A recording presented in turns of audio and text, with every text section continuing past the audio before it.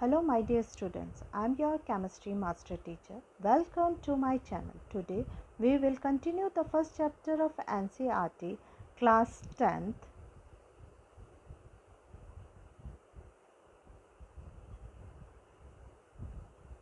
Chemical reaction and equations.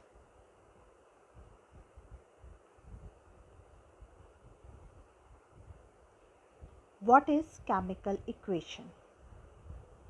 Chemical equation means representation of a chemical reaction using symbols and formula of the substance. यानी कि जब हम किसी भी chemical reaction को सिंबल्स में लिखते हैं तो वो केमिकल इक्वेशन कहलाती है. For example A plus B equal to C plus D. इस इक्वेशन में A और B जो है वो रिएक्टेंट्स हैं और C और D वो प्रोडक्ट्स हैं. इसमें जो एरो साइन है वो इंडिकेट कर रहा है कि किस डायरेक्शन में हमारी रिएक्शन हो रही है.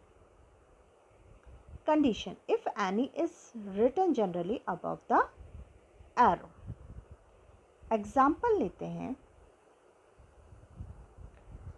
जब मैग्नीशियम ऑक्सीजन के साथ रिएक्ट करता है तो मैग्नीशियम ऑक्साइड बनाता है. तो यहाँ पे मैग्नीशियम एंड ऑक्सीजन जो हैं वो दोनों क्या हैं, रिएक्टेंट्स, और मैग्नीशियम ऑक्साइड जो होता है वो होता है product.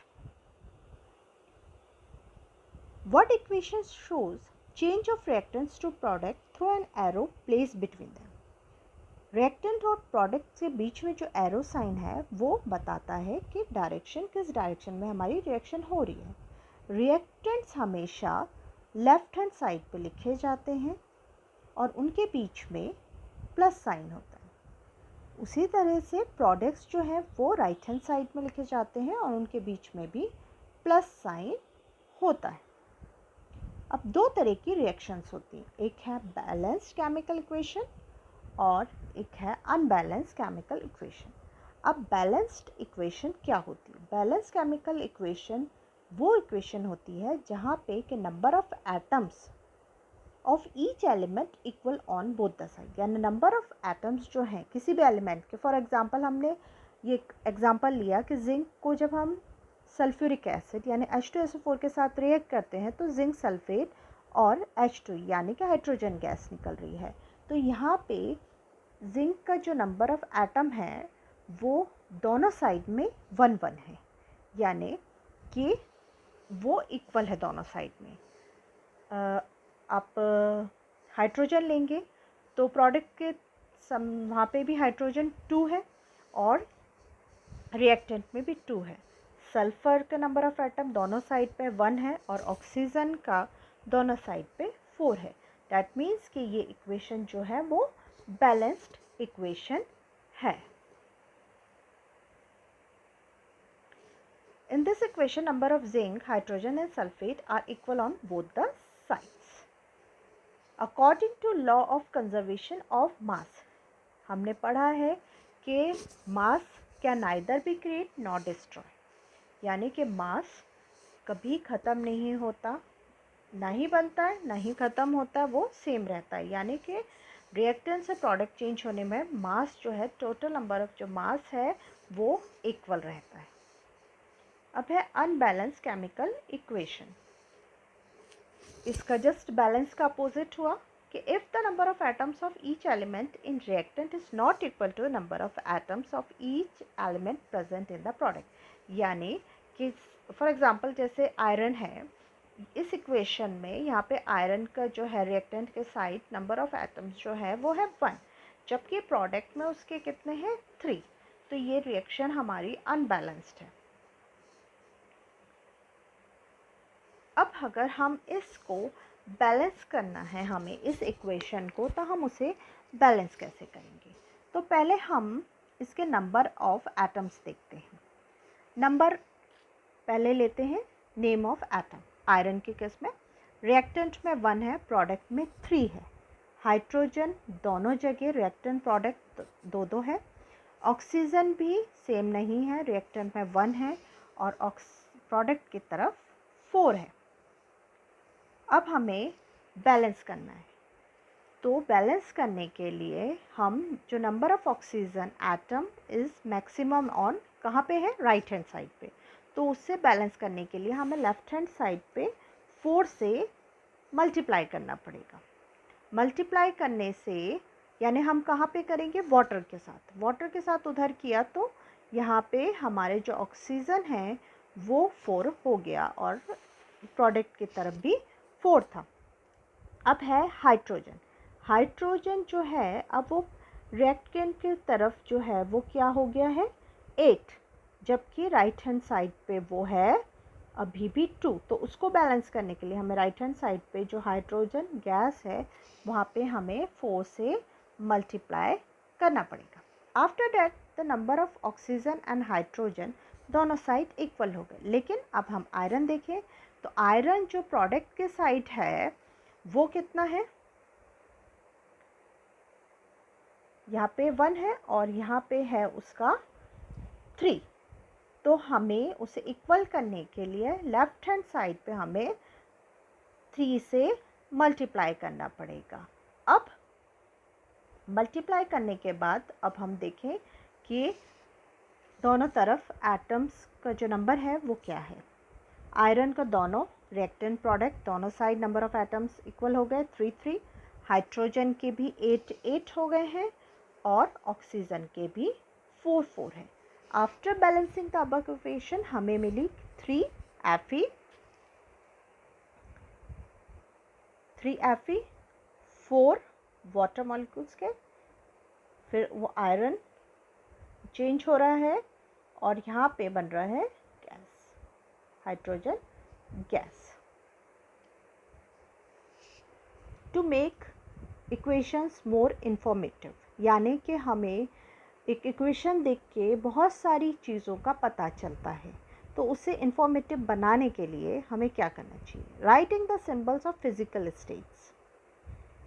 By writing the physical state of substance a chemical reaction becomes more informative, यानी हम उसको ज़्यादा इंफॉर्मेटिव बना पाते हैं। जैसे कि गैसियस स्टेट के लिए हमने सिंबल G यूज़ किया, लिक्विड स्टेट के लिए हमने L यूज़ किया, सॉलिड स्टेट के लिए हमने S यूज़ किया। एक्वस जो सॉल्यूशन होते हैं उसके लिए हम AQ यूज़ करेंगे, यानी जब हम रिएक्शन लिखेंगे सिंबल के साइड में उसकी स्टेट हम बताने के लिए लिखेंगे कि वो गैस है, लिक्विड है, सॉलिड है या एक्वस स्टेट में है, हम उसको ब्रैकेट में लिखेंगे।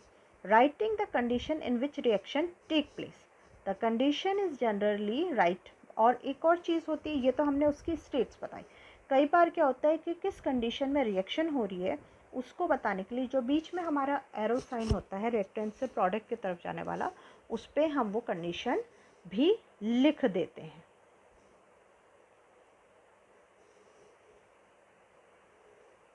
अब आगे पढ़ते हैं।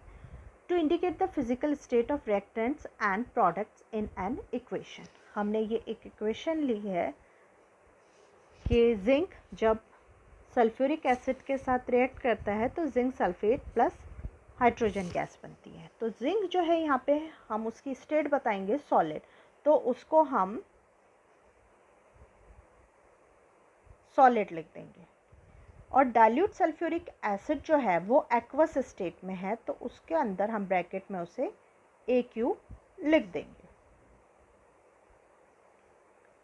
जो बनेगा वो जो जिंक सल्फेट बना वो एक्वस बना, क्या बना, एक्वस।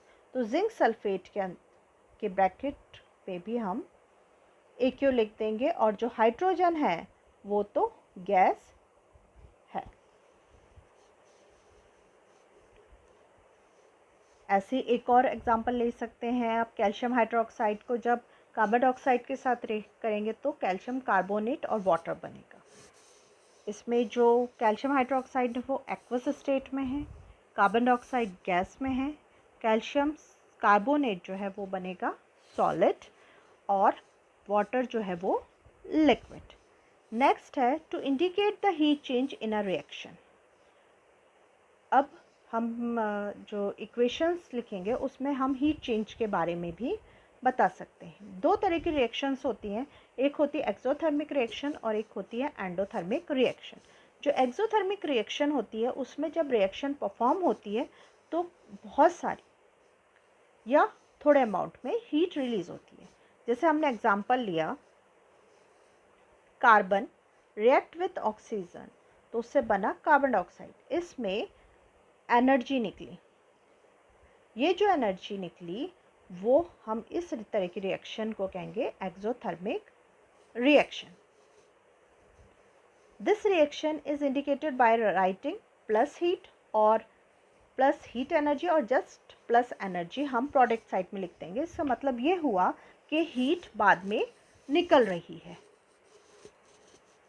एक और एग्जांपल लेते हैं कि मीथेन जब ऑक्सीजन के साथ रिएक्ट करता है तो कार्बन डाइऑक्साइड और वाटर फॉर्मेशन होती है, साथ ही साथ उसमें हीट एनर्जी भी निकलती है। तो हम रिएक्शन के एंड में खाली हीट भी लिख सकते हैं, हीट एनर्जी भी लिख सकते हैं और एनर्जी भी लिख सकते हैं। तीनों चीज़ में से आप कुछ भी लिख सकते हैं। तो उससे हमें पता चल जाएगा कि किस तरह की रिएक्शन है, एक्सोथर्मिक है या एंडोथर्मिक है। अब कुछ एग्जाम्पल हैं एक्सोथर्मिक के।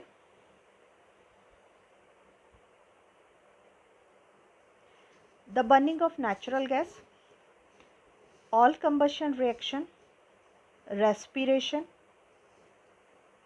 a burning of a magnesium wire in air to form a magnesium oxide। ये सारे जो हैं रिएक्शंस जो हैं वो सारी एक्सोथर्मिक हैं, यानी कि इसमें हीट एनर्जी निकलती है। The reaction in which heat is absorb, कुछ रिएक्शंस जो होती हैं जिसके अंदर हीट एब्जॉर्ब होती है वो रिएक्शंस होती है endothermic reaction.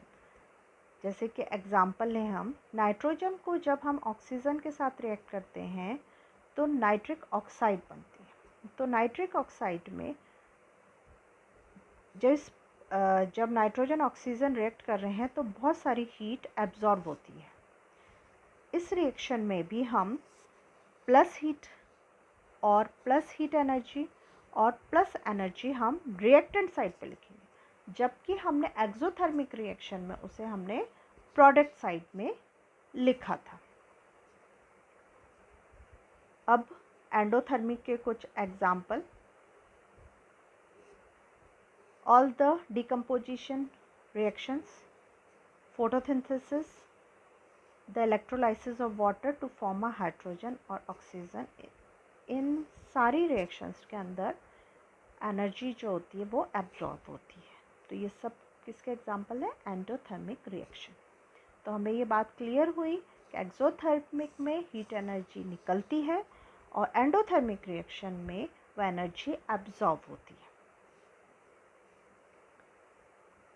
Third, to indicate the condition under which the reaction take place, यानी हम रिएक्शन को इंफॉर्मेटिव बनाने के लिए एक तो पहले तो उसकी हम फिजिकल स्टेट लिखते हैं, सेकंड हम हीट लिखते हैं कि वो एंडोथर्मिक रिएक्शन है या एक्सोथर्मिक रिएक्शन, थर्ड है कि किस कंडीशन में रिएक्शन परफॉर्म हो रही है।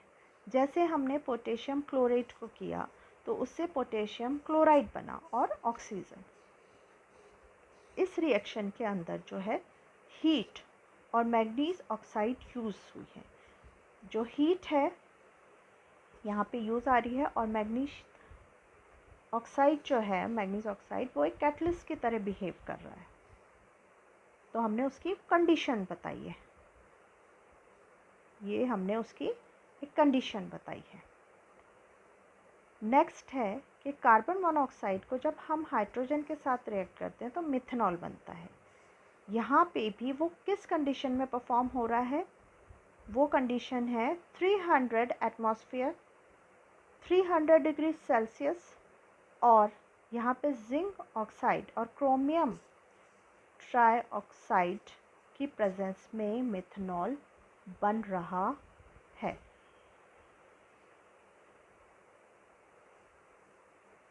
यानी कि हमने ये देखा कि किसी भी इक्वेशन को बैलेंस करने के लिए, हमें बैलेंस लिखने के लिए क्या स्टेप्स होनी चाहिए, 4 स्टेप्स होती हैं। फर्स्ट होती है कि हमें उस केमिकल रिएक्शन को वर्ड इक्वेशन में लिखना है, यानी रिएक्टेंट्स को लेफ्ट हैंड साइड पे और प्रोडक्ट्स को राइट हैंड साइड पे। सेकंड स्टेप में हम उनके सिंबल यूज़ करेंगे रिएक्टेंट्स और प्रोडक्ट्स के। थर्ड में हम उन्हें बैलेंस करेंगे बाय मल्टीप्लाइंग द सिंबल्स और formula by the smallest possible figure, कि जिससे दोनों तरफ नंबर ऑफ एटम्स इक्वल हो जाए। फोर्थ स्टेप जो होती है वो होती है या तो उनकी फिजिकल स्टेट हम उसमें लिखेंगे, या हीट चेंज बताएंगे, या किस कंडीशन में रिएक्शन परफॉर्म हो रही है वो हम लिखेंगे। ये सब केमिकल इक्वेशन का था कि कैसे उन्हें बैलेंस करते हैं, क्या क्या उसे कैसे लिखते हैं। अब हम इसके क्वेश्चन सॉल्व करते हैं। फर्स्ट क्वेश्चन है, why should a magnesium ribbon be clean before burning in air. ने पढ़ा कि केमिकल रिएक्शन नेचर में होती रहती, तो जो मैग्नीशियम रिबन है जब हम उसे अनकवर्ड छोड़ देते हैं तो एयर के कांटेक्ट में आकर वो मैग्नीशियम ऑक्साइड की एक लेयर बना देता है, तो वो बर्न नहीं होता। तो हमें जब भी उसे बर्न करना है तो इसलिए हमें उसकी सरफेस को सैंड पेपर से रब करना पड़ेगा। सेकंड क्वेश्चन, यहाँ पे आपको बैलेंस करनी है, इक्वेशंस को बैलेंस करनी है। फर्स्ट है हाइड्रोजन प्लस क्लोरीन, तो क्या बना हाइड्रोजन क्लोराइड। हाइड्रोजन को लिखते हैं H2, क्लोरीन को Cl2, यू गेट HCl। यहाँ पे हाइड्रोजन और क्लोरीन के हमारे पास कितने नंबर ऑफ एटम 2 और जबकि HCl कितना बन रहा है 1, तो यहाँ पे आप सिंपल 2 से मल्टीप्लाई कर दीजिए HCl को, दोनों तरफ की हमारे जो नंबर ऑफ एटम्स है इक्वल हो जाएंगे। सेकेंड रिएक्शन, बेरियम क्लोराइड को जब हम एल्यूमिनियम सल्फेट के साथ रिएक्ट करते हैं तो barium sulphate plus aluminium chloride form होता है। यहाँ पे जो बेरियम है वो है दोनों साइड 1 है, क्लोरीन रिएक्टेंट में 2 है और प्रोडक्ट में 3, एल्यूमिनियम रिएक्टेंट में 2 और प्रोडक्ट में 1, सल्फ़र है 3 और 1 के रेशो में, और ऑक्सीजन है 12 और 4 के रेशो में। तो सिंपली है कि आप पहले बेरियम को करते हैं अपन, बेरियम को आप 3 से इंटू कर देंगे रिएक्टेंट के साइड, तो बेरियम दोनों तरफ जो है वो 3 हो जाएगा। ठीक है, नेक्स्ट है फिर यहाँ पे क्लोरीन जो हो जाएगा वो 6, और इधर हम एल्यूमिनियम को जब 2 से कर देंगे तो एल्यूमिनियम भी 2 हो जाएगा दोनों साइड पे, और क्लोरीन कितना हो जाएगा 6। सल्फ़र यहाँ पे 3 हो जाएगा जब हम बेरियम के आगे 3 लगा देंगे, और जो ऑक्सीजन है वो भी 12 हो जाएगा। नेक्स्ट है सोडियम प्लस वाटर, से सोडियम हाइड्रोक्साइड और वाटर। यहाँ पे सोडियम पहले 1 है, हाइड्रोजन 2 और 3 रेशो में, और ऑक्सीजन 1 है।